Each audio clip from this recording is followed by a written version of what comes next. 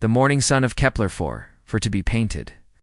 The sky in shades of orange and gold as it rose over the endless fields of New Busan colony. The air was clean and fresh, carrying the sweet scent of blooming wheat and the distant sound of children playing in the agricultural domes. This was paradise, carved from an alien world by human hands and human dreams. Governor Hyen-woo Park stood on the observation deck of the colony administration building, watching the daily rhythm of life unfold below him. Farmers drove there, hover tractors through the vast fields, their machines humming quietly as they tended to crops that would feed dozens of star systems. The sight never failed to fill him with pride. 25 years ago, this world had been nothing but barren rock and poisonous atmosphere. Now it was home to over 2 million souls. Another beautiful day in paradise, said Dr. So-young Kim, as she joined him at the viewing window. The chief agricultural scientist carried a data tablet filled with the morning reports. Her face glowed with the satisfaction of someone who had spent her life creating food from nothing. The harvest projections look excellent this season, she continued, scrolling through the numbers. We are on track to exceed our food production goals by 15%. The new grain varieties are performing better than we hoped. Hyen-woo nodded, his weathered face breaking into a smile. He had been a soldier once, fighting in the border conflicts near Alpha Centauri. But here on New Busan, he had found something worth more than any military victory. He had found peace. The children in Dome 7 are asking for another field trip to the protein farms, Dr. Kim said with a laugh. They want to see the fish ponds again. Let them come, Hyen-woo replied. They should understand where their food comes from. Please. Children will be the ones to build the next generation of colonies. Across the colony, Captain Dongmin Lee was conducting his morning security briefing. His team of 30 officers gathered in the small security headquarters, their faces relaxed and confident. Crime was almost non-existent on New Busan. The biggest problems they faced were occasional disputes between farmers and the rare technical malfunction in the automated systems. Sector 7 reports normal activity, said Officer Hanbu Lesio, reading from her patrol report. The Martinez family welcomed their third child yesterday. Dr. Chen confirms mother and baby are healthy. Good news, Captain Lee replied. Was a tall man with gentle eyes, someone who had chosen to protect rather than conquer. What about the perimeter scans? All clear, sir. The automated sensors show no unusual activity. 3 cargo ships are scheduled to arrive next week with supplies from Earth. Captain Lee nodded. His security force was small but well-trained.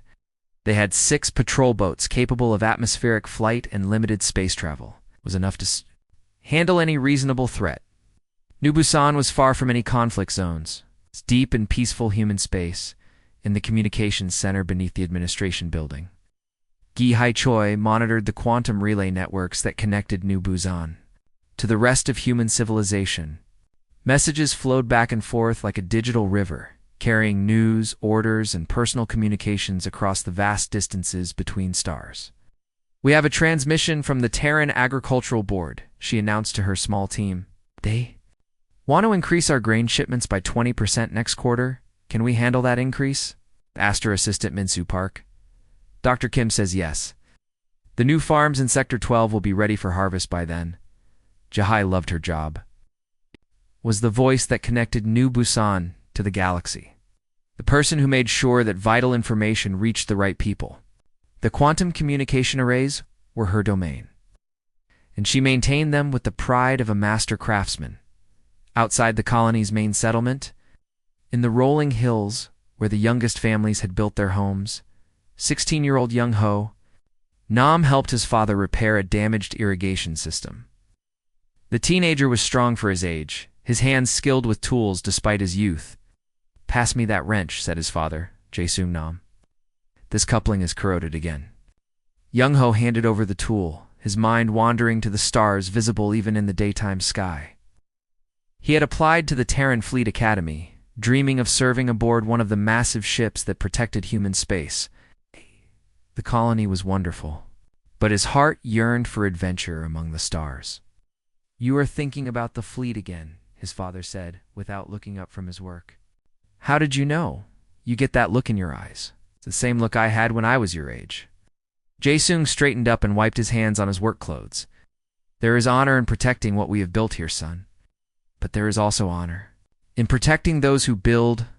Young-ho nodded, understanding what his father meant. The Terran fleet kept the peace that allowed places like New Busan to exist. Without the fleet, there would be no safe harbors for families to grow and prosper. The day continued with its usual peaceful rhythm. Children attended school in the morning and played in the parks in the afternoon. Adults worked in the fields, laboratories, and workshops that kept the colony running. Evening brought families together for dinner, filling the air with the sounds of laughter and conversation. Dr. Kim worked late in her laboratory, analyzing soil samples and planning next year's crop rotations. Her research had made New Busan one of the most productive agricultural worlds in human space. The knowledge she gained here would help terraform dozens of other worlds. Captain Lee completed his evening patrol. Walking through the quiet streets of the main settlement, the colony felt more like a small town than a frontier outpost. Streetlights glowed warmly, and the windows of homes showed families gathered around dinner tables. This was what they were protecting, he thought. This was what made all the sacrifices worthwhile. As night fell, Governor Park stood once again on his observation deck. The stars were brilliant in the clear sky, and he could see the running lights of orbital facilities high above. Supply ships moved between the space stations, carrying the products of New Busan to hungry worlds across the galaxy. Another good Day, he said to himself, not knowing that it would be the last good day New Busan would ever see, far beyond the edge of the solar system. Shapes moved in the darkness between the stars. They were vast and alien, filled with beings who had been watching human expansion with growing alarm. The Vorthok Empire had decided that humanity's growth must be stopped, and they had chosen New Busan as the place to send their message. Peaceful colonies slept under its alien stars, unaware that death was approaching at faster than light speed. In a few hours, everything would change. The paradise that humans had built with their own hands would become a memory, and the galaxy would learn what happened when humanity's children were threatened. But for now, New Busan dreamed peaceful dreams. The emergency sirens began screaming at 0347 hours local time. The piercing sound cut through the peaceful night air of New Busan like a blade through silk. In the communications center, Ji-Hai Choi stared at her screens in disbelief as the long-range sensors detected massive objects dropping out of hyperspace at the edge of the solar system. This cannot be right, she whispered to herself, checking the readings again. The objects were huge, far larger than any human ship ever built. There were 12 of them, each one the size of a small moon. Ow. They were moving toward New Busan at incredible speed.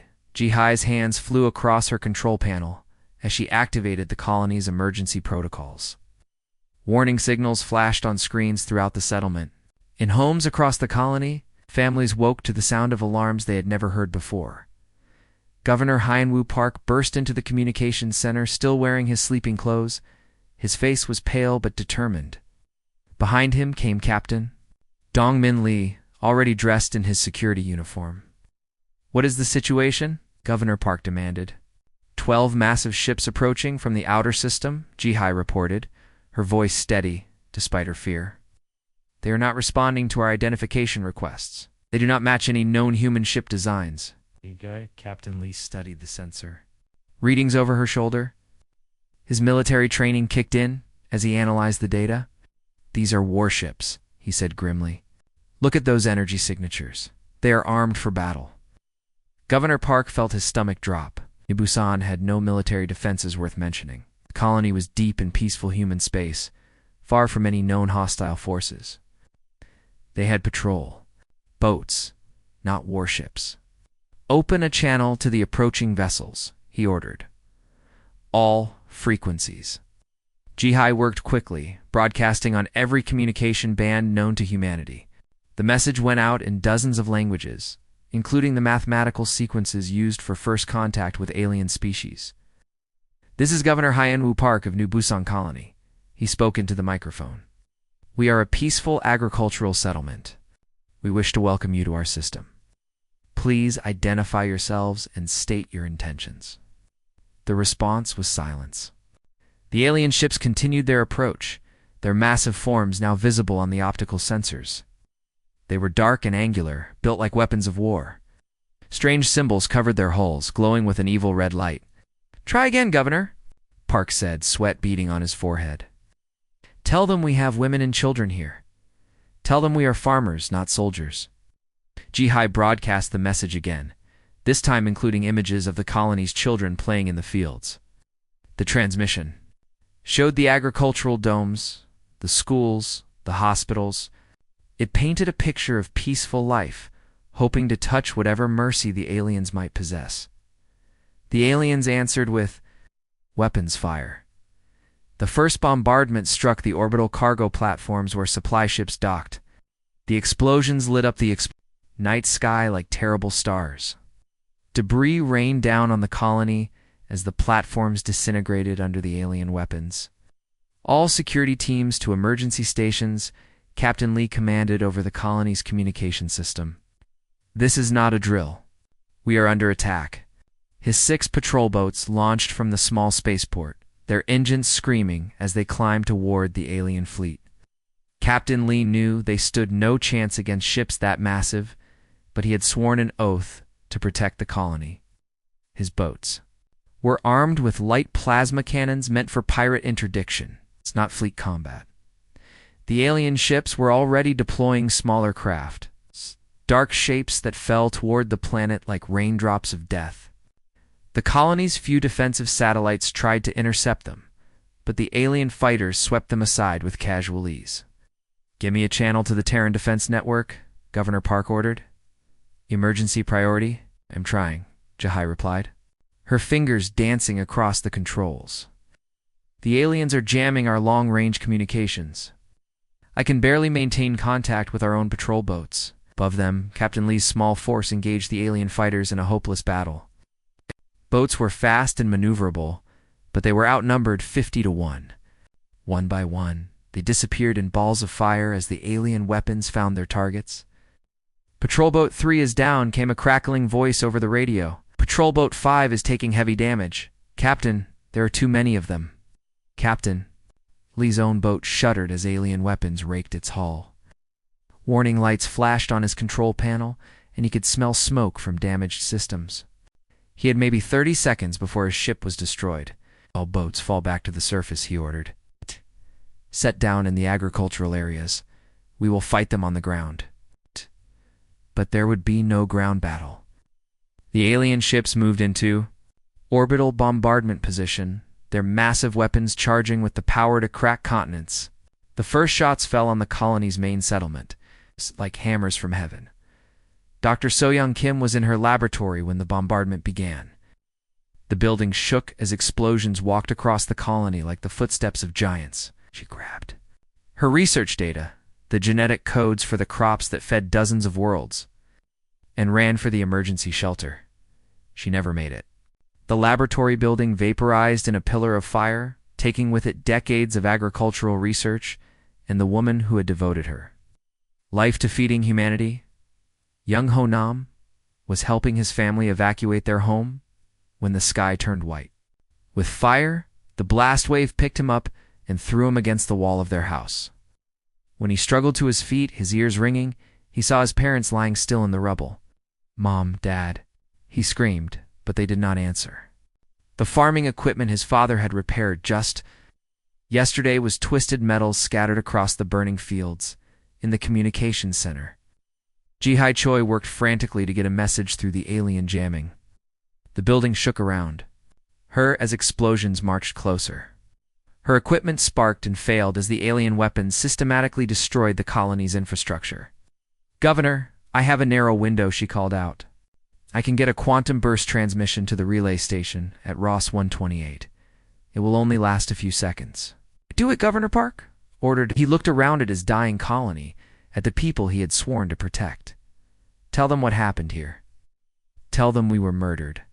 Jihai's fingers flew across the controls as she compressed everything they had learned about the aliens into a single data packet.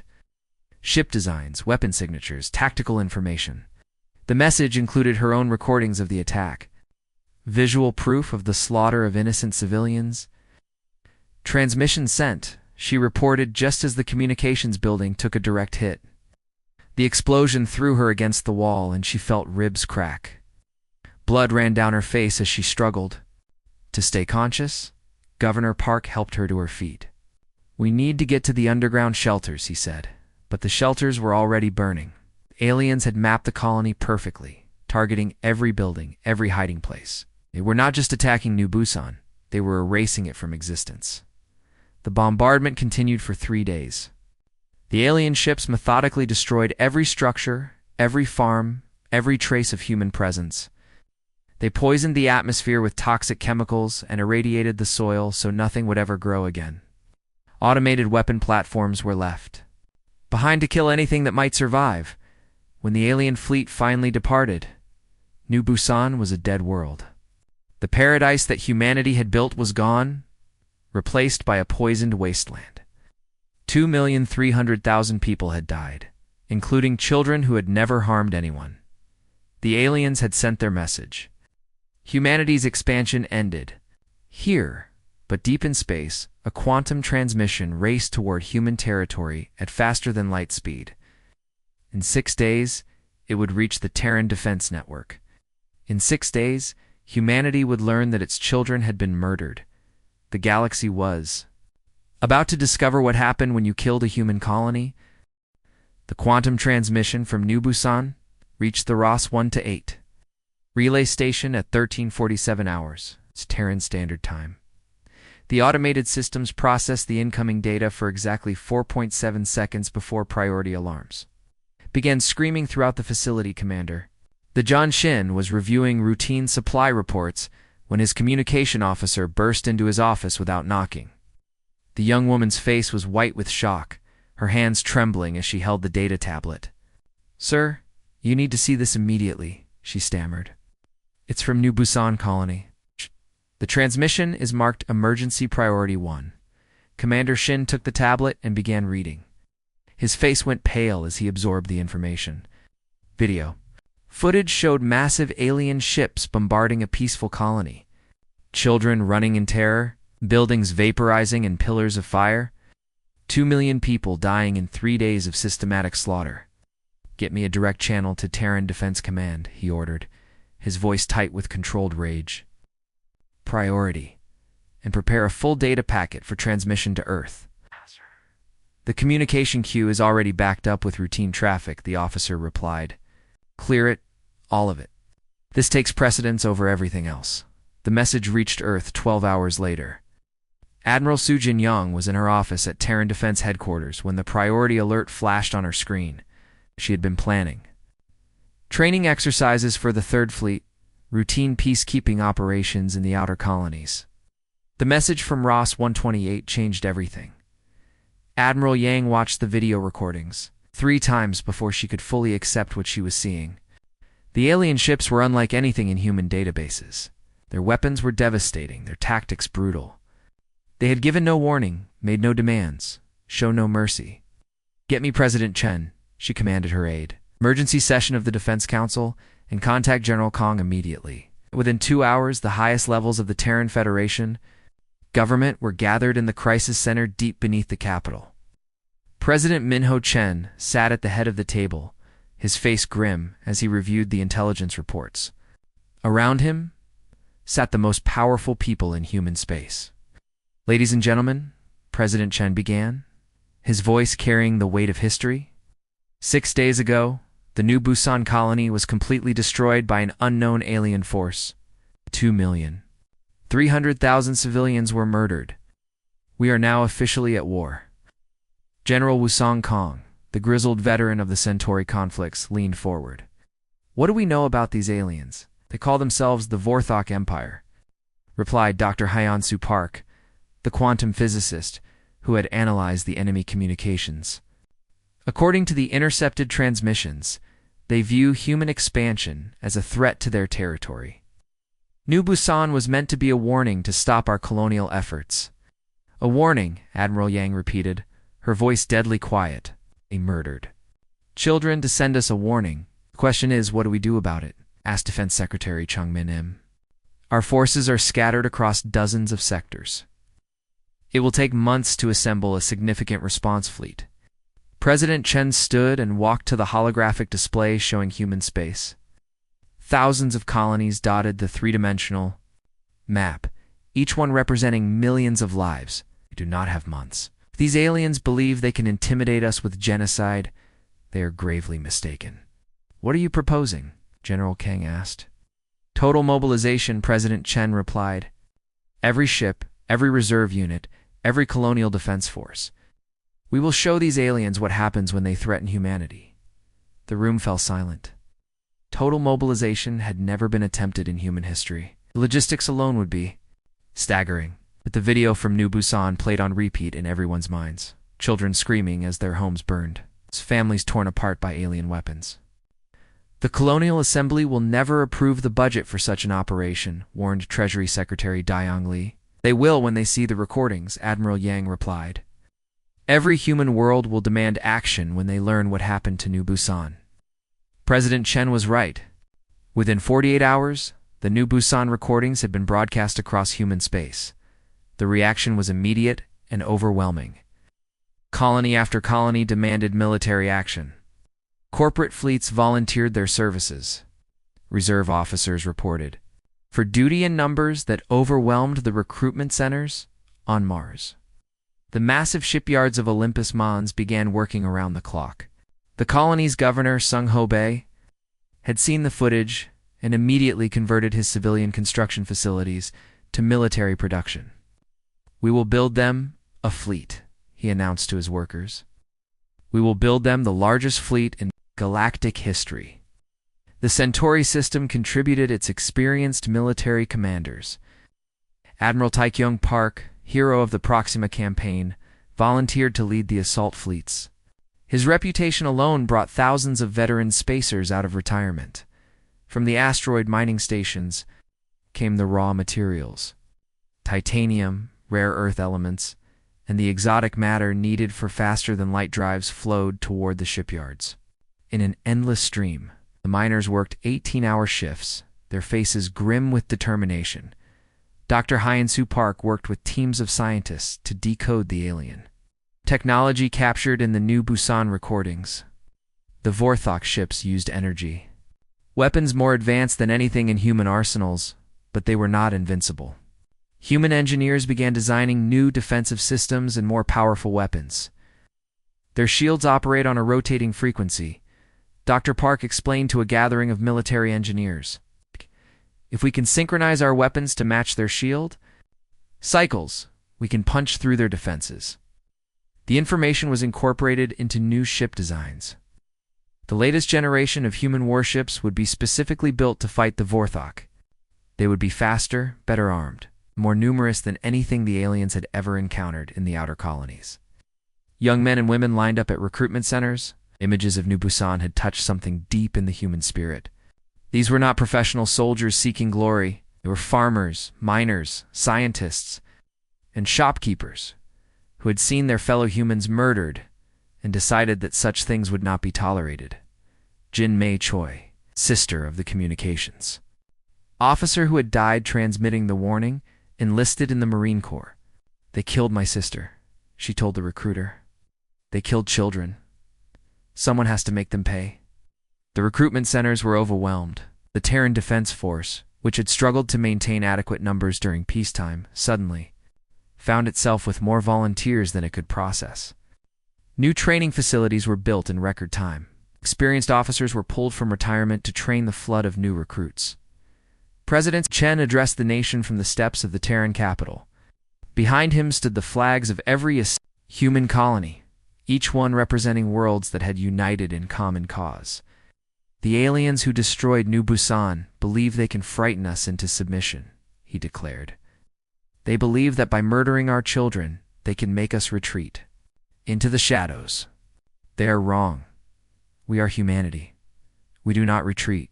We do not surrender. We protect our own. The speech was broadcast to every human world. In the outer colonies, families gathered around their communication screens to watch their leader promise justice for the dead. In the inner systems, crowds filled the streets. Chanting for war, Admiral Yang was given overall command of the response fleet. She set up her headquarters on Luna, where the massive military installations could coordinate the largest military operation in human history. The scale was unprecedented. Every shipyard in human space was building warships. Every factory was producing weapons and supplies. How many ships will we have? President Chen asked during one of their planning sessions. Admiral Yang consulted her reports. Current projections show 700,000 combat vessels of various classes. The number grows daily as more ships are completed and colonial forces volunteer for service. 700,000, President Chen repeated. The largest military force in galactic history. It will have to be, Admiral Yang replied. The aliens chose genocide. We choose consequences. The message was spreading beyond human space. Other species, monitoring human communications, began to understand the magnitude of what was coming. Peaceful traders and farmers they had known were revealing themselves as something far more dangerous. Humanity was going to war, and the galaxy would never be the same. But in the depths of space, the Vorthok Empire continued their normal activities, unaware that they had awakened something terrible. They believed their demonstration of power had ended the human threat. They were about to learn how wrong they were. 6 months after the New Busan massacre, human space had transformed into the largest military machine the galaxy had ever seen. Every inhabited world hummed with the sound of weapons production. Every shipyard worked around the clock, building instruments of war. The peaceful trading federation that had existed before was gone, replaced by something harder and more dangerous. Admiral Sujin Yang stood before the massive holographic display in her command center on Luna. The three-dimensional map showed the deployment of human forces across dozens of star systems. Red dots marked combat vessels, blue indicated support ships, and green showed the locations of supply depots. The sheer scale was breathtaking. Fleet status report, she commanded. Commander. Jehoiakim stepped forward with his data tablet. He had been working 8-hour days, coordinating the massive buildup. 712,000 combat vessels are now operational. Admiral, the primary battle fleet consists of 215,000 dreadnoughts and battle cruisers. Carrier groups have 160,000 ships carrying 8 million fighters and bombers. Admiral Yang nodded, studying the numbers. Each ship represented months of labor by thousands of workers. Each crew had volunteered to risk their lives for justice. What about our intelligence on the enemy? Dr. Hyen-Soo Park's team has made significant progress, Commander Kim replied. They have located the Vorthok homeworld and mapped their major colonies. The aliens have approximately 50,000 ships in their entire fleet. 50,000 against 700,000, Admiral Yang mused. Those are acceptable odds. Disparity in numbers was staggering, but Admiral Yang knew that numerical superiority alone would not guarantee victory. The Vorthok ships were individually more powerful than human vessels. Their weapons and shields were more advanced. The battle would depend on tactics, coordination, and the determination of human crews. In the shipyards of Mars, the final vessels of the Great Fleet were nearing completion. Governor Sungho Bay walked through the assembly bays where massive dreadnoughts took shape under the hands of skilled workers. These were not the elegant exploration ships that had carried humans to the stars. These were weapons of war, built for one purpose. How many more ships can we complete? He asked his chief engineer, Bora Lim. 15 dreadnoughts will be ready within the week, she replied, wiping grease from her hands. After that we will be limited by the availability of exotic matter for the faster-than-light drives. Then we make do with what we have, Governor Bay said. The fleet cannot wait any longer. On the training worlds, millions of new recruits learned the arts of space warfare. Many had never been off their home planets before enlisting. They came from farms and factories, universities and mining stations.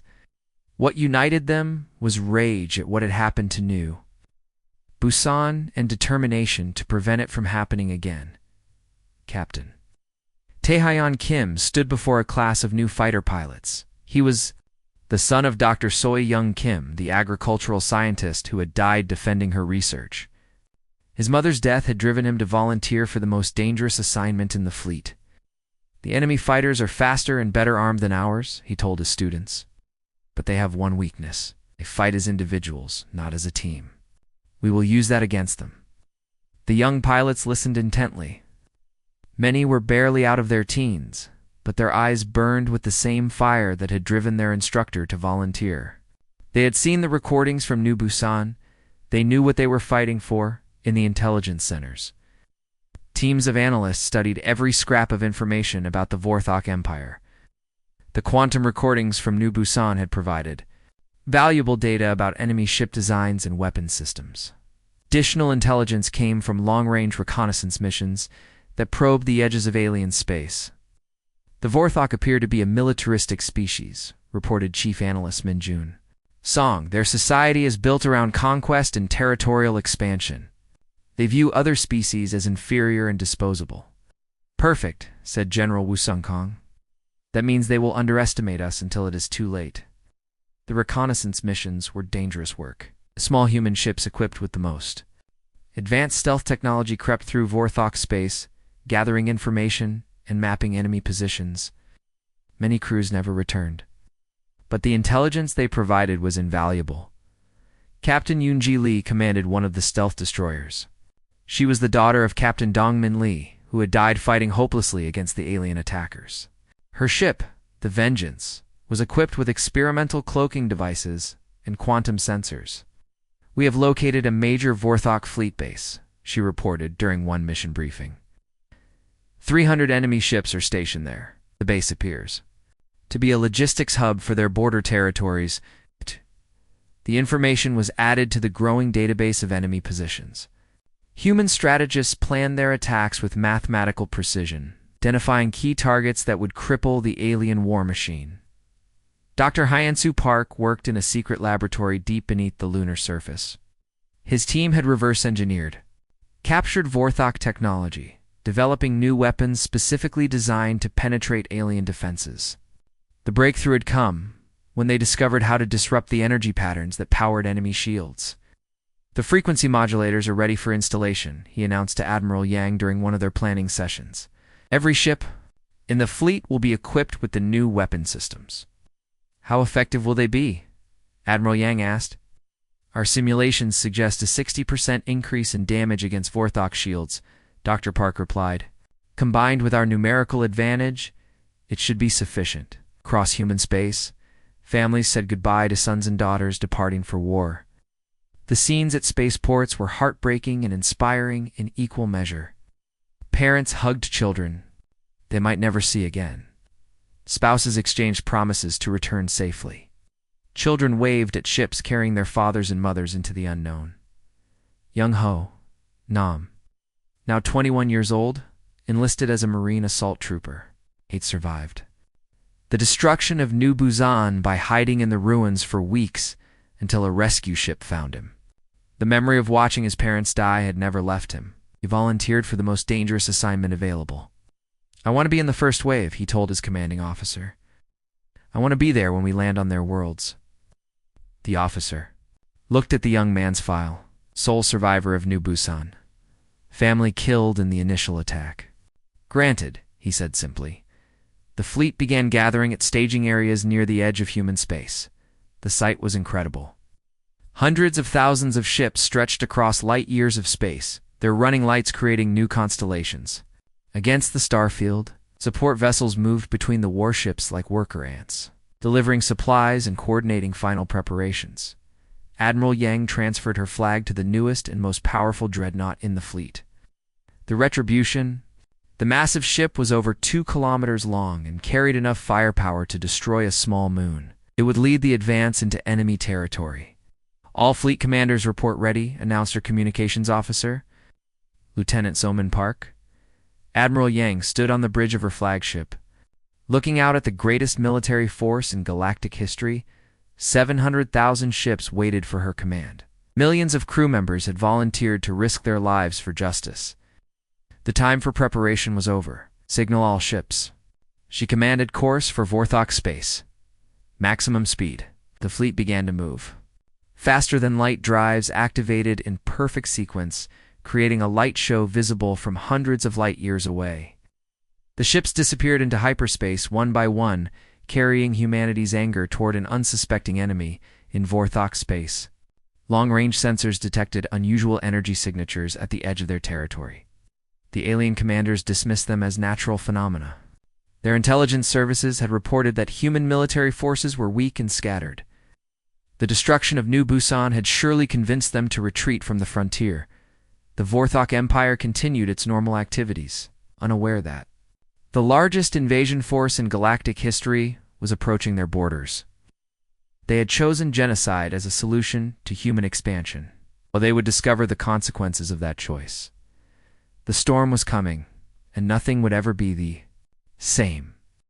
The human fleet dropped out of hyperspace at the edge of Vorthok territory like a swarm of angry hornets. 700,000 ships materialized in perfect formation, their weapons charged and ready for battle. The sight was so overwhelming that the automated Vorthok border sensors initially dismissed it as a system malfunction.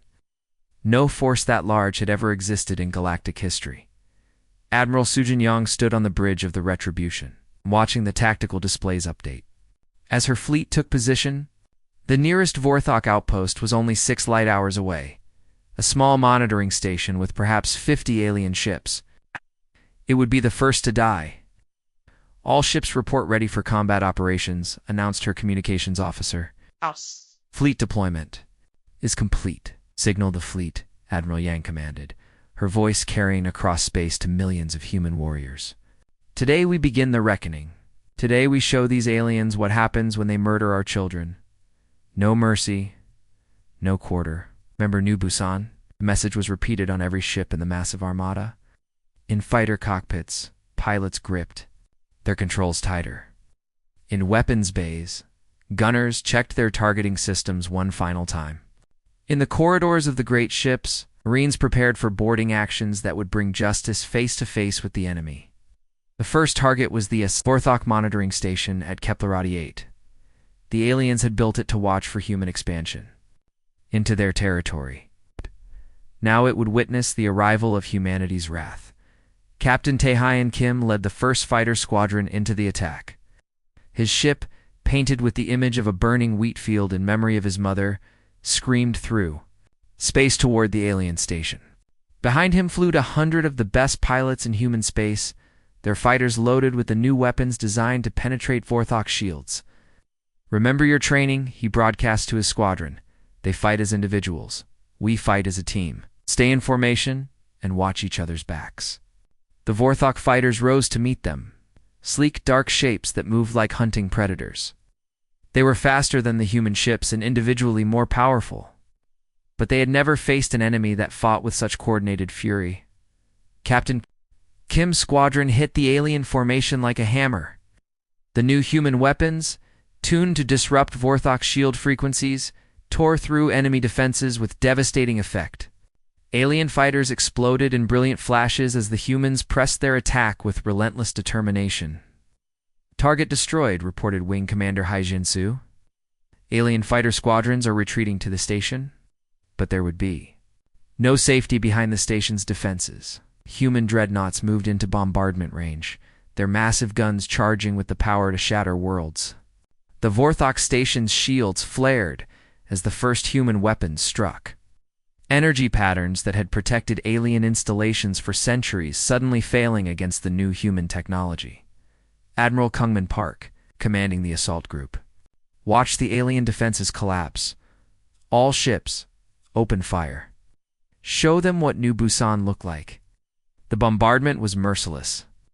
Hundreds of human ships poured their fire into the alien station until it was nothing but glowing debris. The 50 Vorthok ships defending it were swept away like leaves in a hurricane.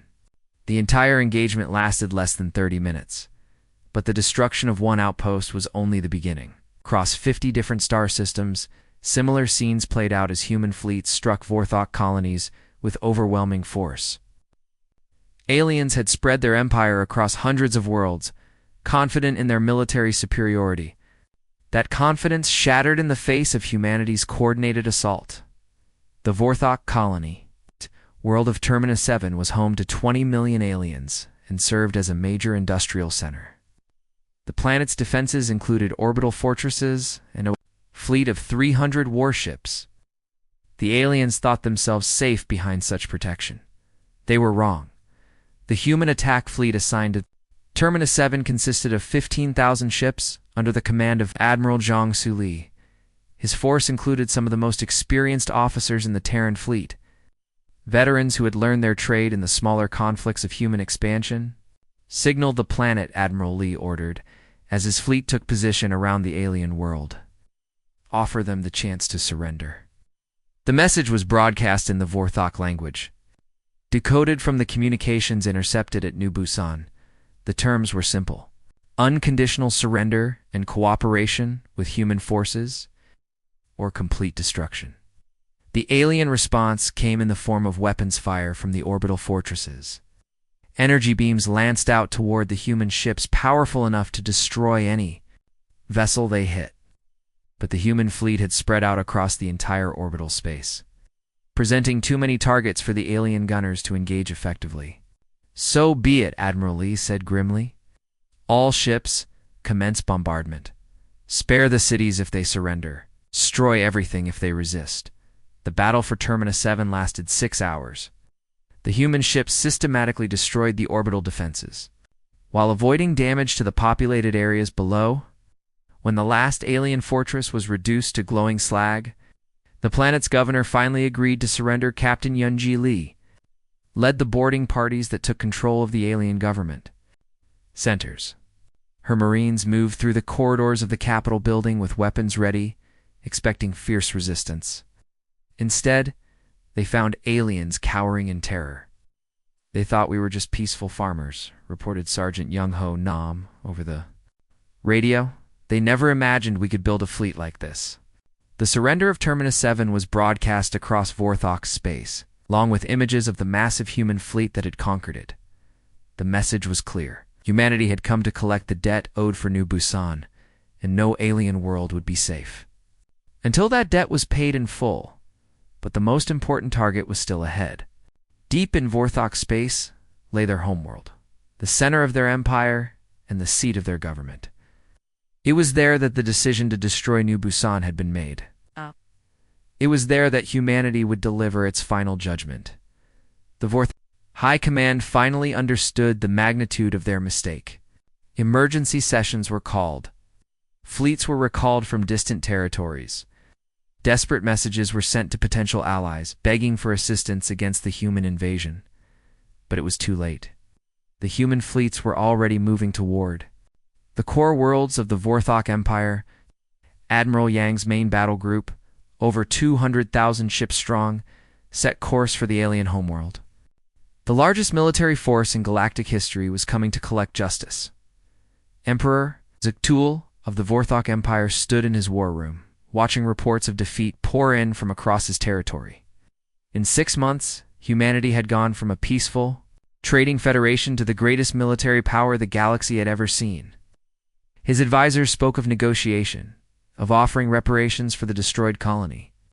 They will not negotiate, the Emperor said quietly. Look at their attacks. This is not conquest.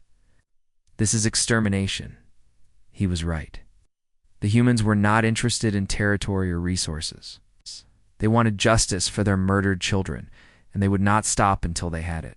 Vorthok Empire, which had ruled this region of space for 1,000 years, was about to face its final battle. In space above the alien homeworld, defensive fleets gathered in desperate preparation. Every ship that could reach the system was pressed into service. The aliens knew that if their homeworld fell, their empire would collapse.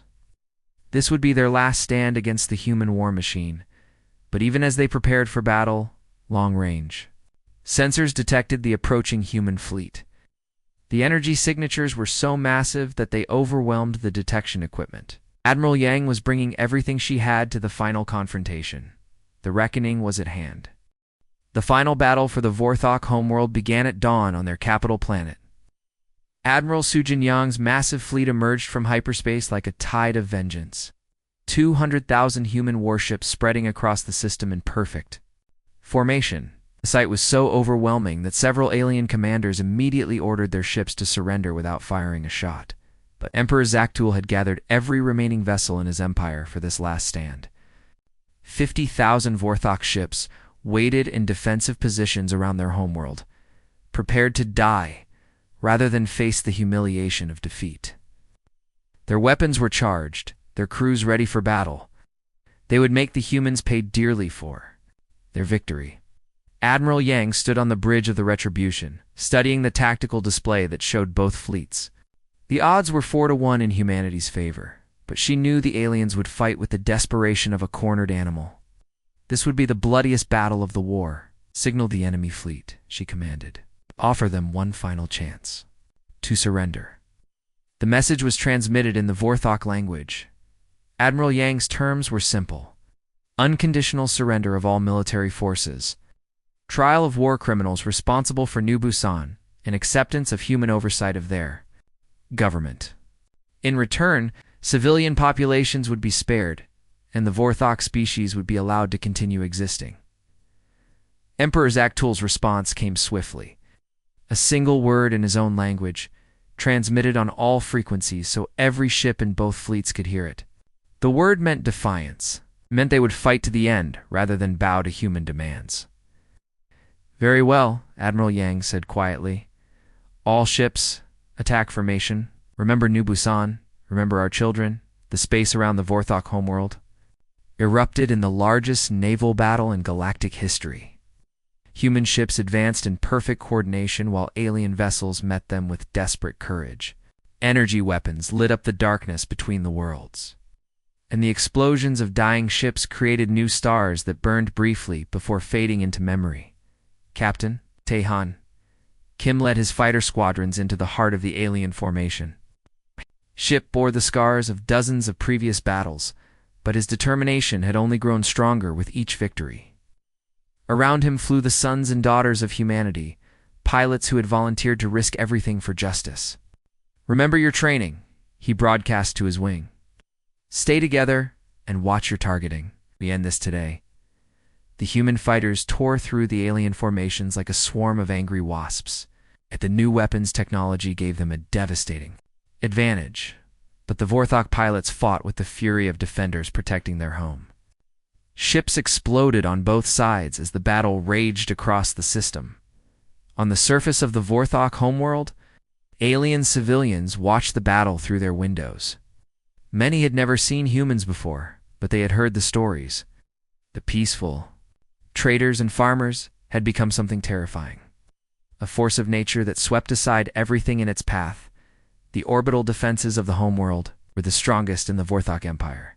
Massive weapon platforms and shield generators protected the planet from attack, but they had been designed to repel normal invasion forces. At the overwhelming might that humanity had brought to bear, Admiral Jiangsu Li commanded the assault. On the planetary defenses, the ships moved in coordinated waves, each group targeting specific installations, while the others provided covering fire.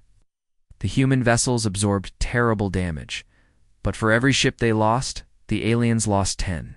Defense Platform 7 is down, reported Captain Min Kum Park. Moving to attack Platform 8. One by one, the alien defenses fell. The shield generators were destroyed first, leaving the weapon platforms vulnerable to human bombardment. Within 4 hours, the orbital defenses that had protected the Vorthok homeworld for centuries were reduced to glowing debris. Emperor Zaktul watched the destruction from his palace, his face pale with shock. His advisors urged him to flee to the outer territories, to continue the fight from the colonial worlds. But he knew the truth. The Vorthok Empire was finished. The humans had not come to conquer. They had come to destroy everything that had threatened their children. Prepare the surrender documents, he told his aide. Contact the human admiral. Tell her we wish to negotiate terms, but Admiral Yang was no longer interested in negotiation. The time for mercy had passed when the aliens chose to murder 2 million innocent civilians. The human fleet moved into final bombardment position, their weapons trained on the capital city, where the decision to destroy New Busan had been made. Admiral, we are receiving surrender signals from the planetary government, reported her communications officer. Acknowledged, Admiral Yang replied. Inform them that unconditional surrender is the only option. They will stand trial for war crimes. Their military will be disbanded. Their government will answer to human authority. The terms were harsh, but just. The aliens who had chosen genocide would face the consequences of their actions. The empire that had threatened human expansion would be restructured under human guidance. The species that had murdered children would learn to live in peace or face extinction, Captain. Yonji Lee led the landing forces that took control of the alien capital.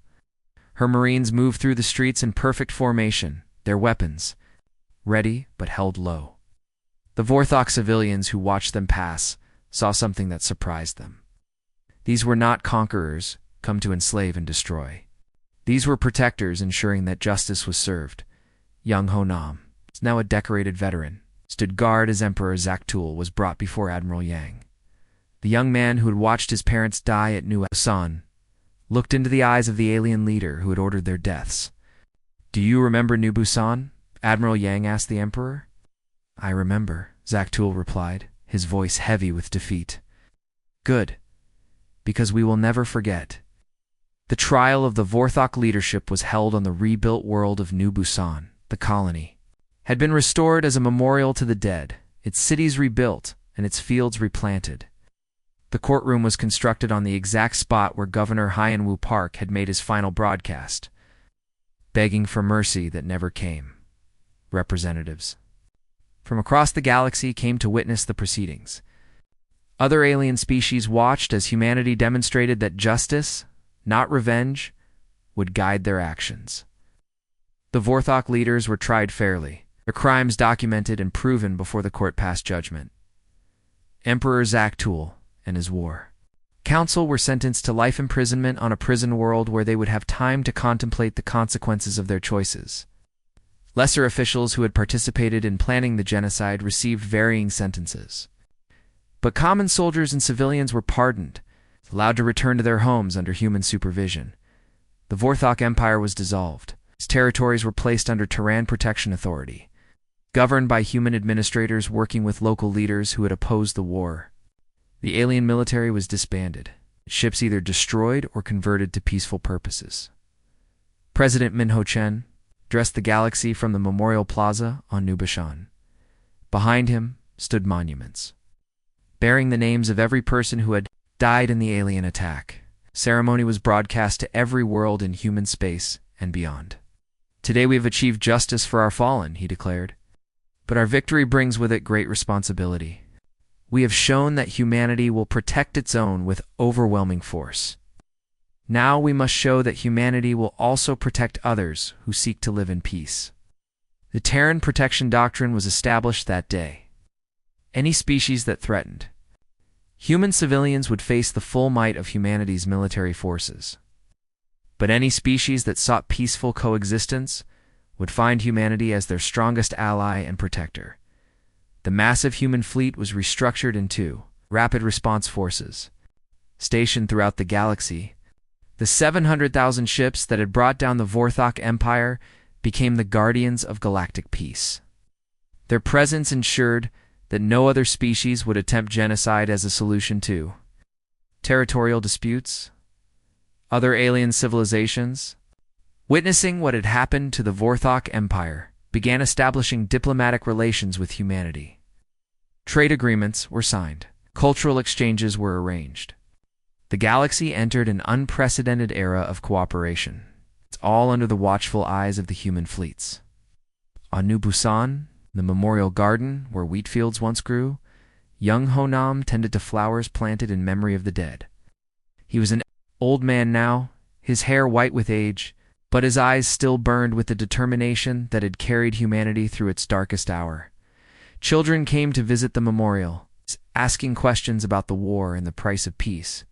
Young Ho would tell them the story of how humanity had united in the face of evil, how justice had triumphed over genocide, and how the galaxy had learned that those who harmed human children would face consequences beyond their worst nightmares. "Remember," he would tell them, pointing to the names carved in quantum crystal that would last until the stars burned out. "We are humanity. We endure. We remember. We protect our own."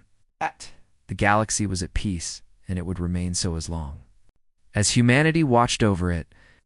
The lesson of the Vorthok Empire echoed through time, a warning to any who might consider genocide and a promise to all who sought to live in harmony. Humanity had claimed its place as the guardian of galactic civilization.